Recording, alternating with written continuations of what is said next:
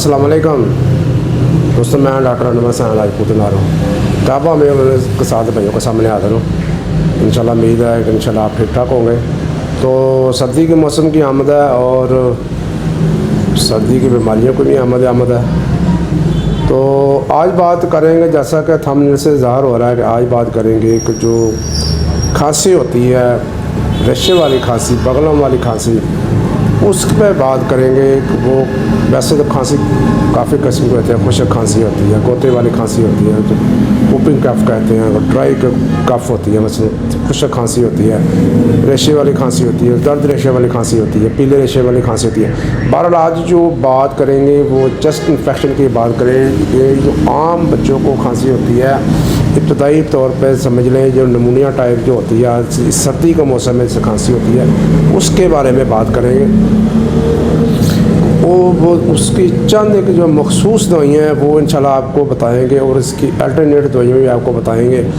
तो सबसे पहले जो आपने मियाज़मेटिक दवाई जो है उसी को बेस बनाना है। जैसे कि मैंने पहले आपको बताया कि मियाज़मेटिक दवाई में ट्यूब पर लगानी। सबसे पहले 1 ml ट्यूब पर की बच्चा हो बड़ा ट्यूब पर 1 ml की एक डोज देना उसको। उसके बाद आपने ये करना है कि बेसिलिनियम 1 ml की एक डोज वो दे दें।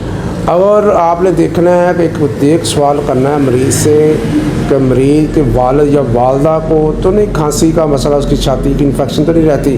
अगर रहती है तो कार्सिनेशन 1 ml की एक डोज वो भी साथ लगा दें। फिर इसके बाद आपने देखना है कि उसके बाद आपने जो इलाज करना है, जो रैटलिंग खांसी होती है, रेशे वाली खांसी होती है जिसमें छाती खड़खड़ाती है रेशे की वजह से, वो उस खांसी की मैं बात कर रहा हूँ, रेशे वाली खांसी को। तो आपने सबसे पहले एंट्रम ट्राड देनी है।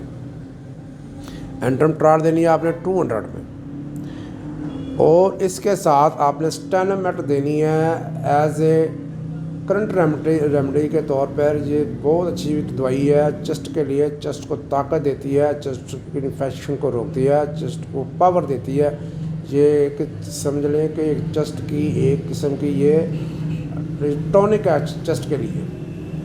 स्टेनोमेट 200, एंट्रोमट्राड 200, ये छाती की खड़खड़ाहट की बेहतरीन दवाइयाँ हैं।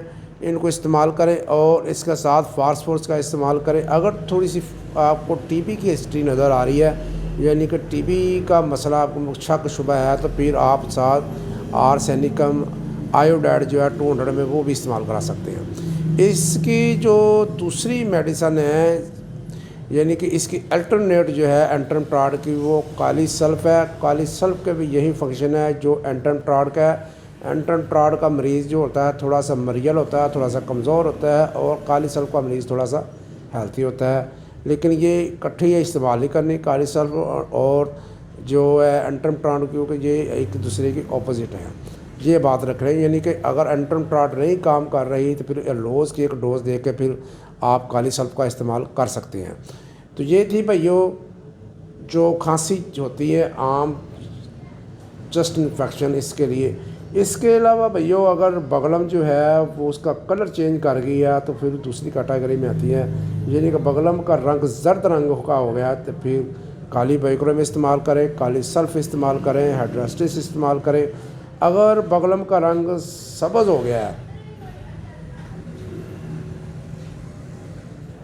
अगर बगलम का रंग जर्द हो गया है तो फिर काली बाइक्रोम, काली सल्फ, हाइड्रास्टिस, इन तीनों दवाइयों को आपने मरीज़ के सिम्टम के मुताबिक इस्तेमाल करनी है।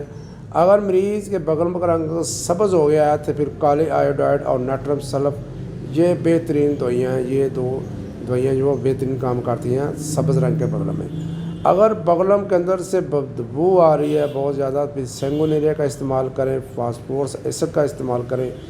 ये जो दवाइयाँ हैं ये इन बीमारियों में अच्छा काम करती हैं। बाकी इंशाल्लाह मटीरियल मेडिका भरा हुआ है। अगर साथ उल्टी का मसला आ रहा है तो फिर एंट्रम ट्राड के साथ आप एपिकाक का इस्तेमाल कर सकते हैं। ये उल्टी रोकने की और सीने की कड़कड़ाहट की बेहतरीन दवाइयों में शुमार होती है। इसको एंट्रम ट्राड और एपिकाक और स्टेनोमेट को अल्टरनेट करके तीनों दवाइयों को आगे पीछे करके आप दे सकते हैं।